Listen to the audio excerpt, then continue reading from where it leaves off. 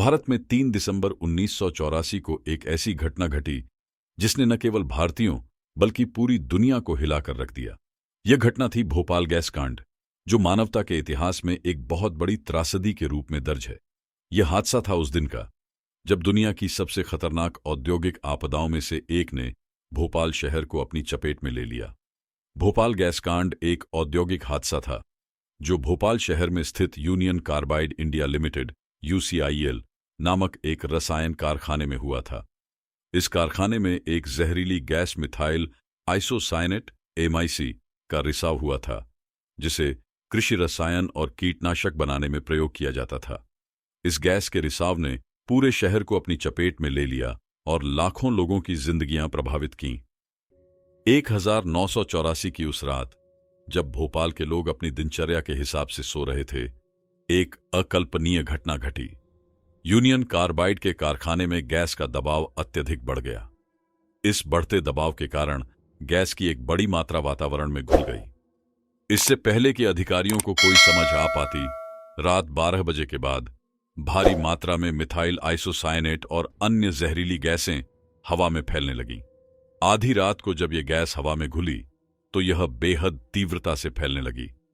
इसका प्रभाव भोपाल के बड़े हिस्से पर पड़ा, जिसमें आसपास के लोग, बच्चे, महिलाएं और बुजुर्ग भी शामिल थे। गैस के संपर्क में आने के कारण लाखों लोग बुरी तरह प्रभावित हुए। यह गैस बिना देखे, बिना किसी चेतावनी के घातक तरीके से लोगों तक पहुंच गई। गैस के संपर्क में आने से लोगों को सांस लेने में कठिनाई, आंखों में जलन, खांसी, चक्कर, उल्टी और शरीर में जलन की समस्या हो रही थी। धीरे धीरे गैस का असर गंभीर हो गया और लोग बेहोश होने लगे। अगली सुबह जब लोग जागे तो उन्होंने देखा कि उनके पास वाले लोग मरे पड़े थे या बीमार थे। अस्पतालों में बिस्तर नहीं थे। लोग इलाज के लिए इधर उधर दौड़ रहे थे, लेकिन कहीं कोई उम्मीद नहीं थी। भोपाल गैस कांड के बाद न केवल शहर के लोग बल्कि आसपास के गांवों के लोग भी प्रभावित हुए थे। जिन क्षेत्रों में गैस का रिसाव ज्यादा हुआ था, वहां के लोग सबसे ज्यादा प्रभावित हुए थे। इन क्षेत्रों में लोगों की आंखों में जलन, सर्दी, खांसी, सांस की तकलीफ और कुछ मामलों में तो लोगों की मौत तक हो गई थी। यह गैस कांड न केवल एक दिन का था, बल्कि इसके दुष्प्रभाव वर्षों तक महसूस किए गए। गैस के संपर्क में आने वाले लोगों को बाद में विभिन्न स्वास्थ्य समस्याओं का सामना करना पड़ा। कई लोग कैंसर, सांस की बीमारियां और अन्य गंभीर समस्याओं से पीड़ित हुए। भोपाल गैस कांड के बाद यह खुलासा हुआ कि यूनियन कार्बाइड कंपनी और प्रशासन दोनों ने ही सुरक्षा उपायों में गंभीर लापरवाही बरती थी।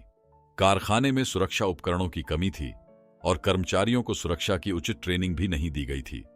इसके अलावा कारखाने के आसपास के इलाके में जनसंख्या घनत्व अधिक था, जिससे गैस के रिसाव के दौरान उसकी गति और प्रभाव और भी बढ़ गया।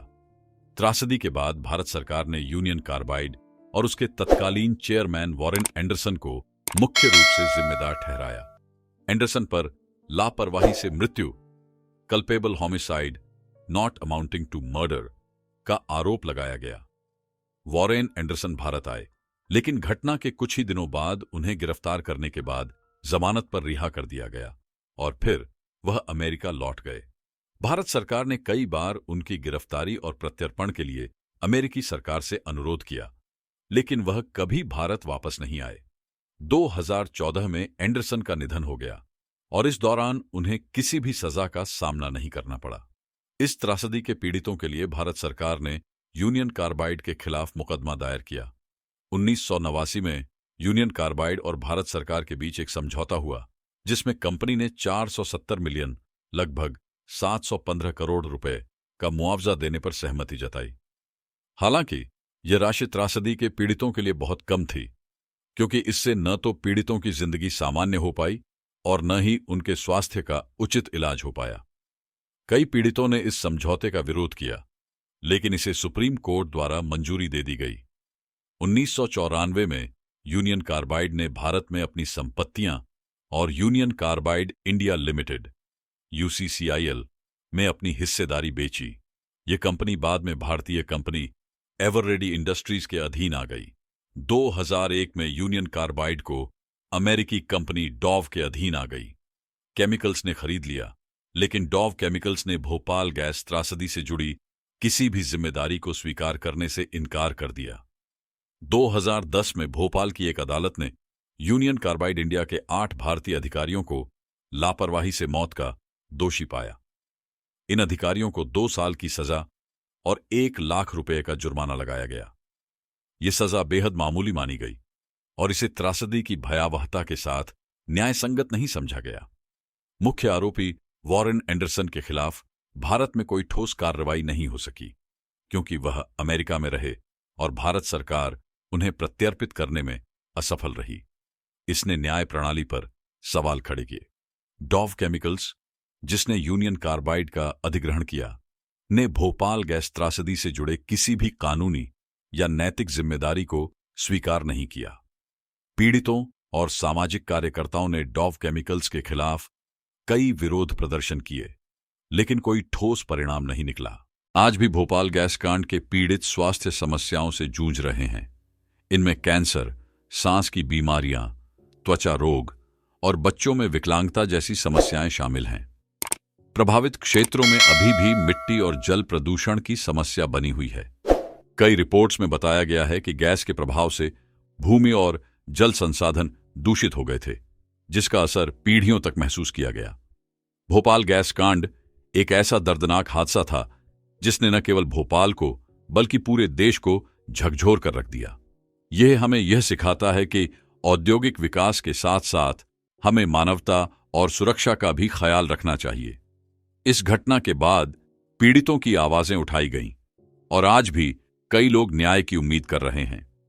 भोपाल गैस त्रासदी ने न केवल यूनियन कार्बाइड की लापरवाही को उजागर किया, बल्कि यह भी दिखाया कि कैसे बड़ी बहुराष्ट्रीय कंपनियां अपनी जिम्मेदारी से बचने के लिए कानूनी और राजनीतिक ढाल का सहारा लेती हैं।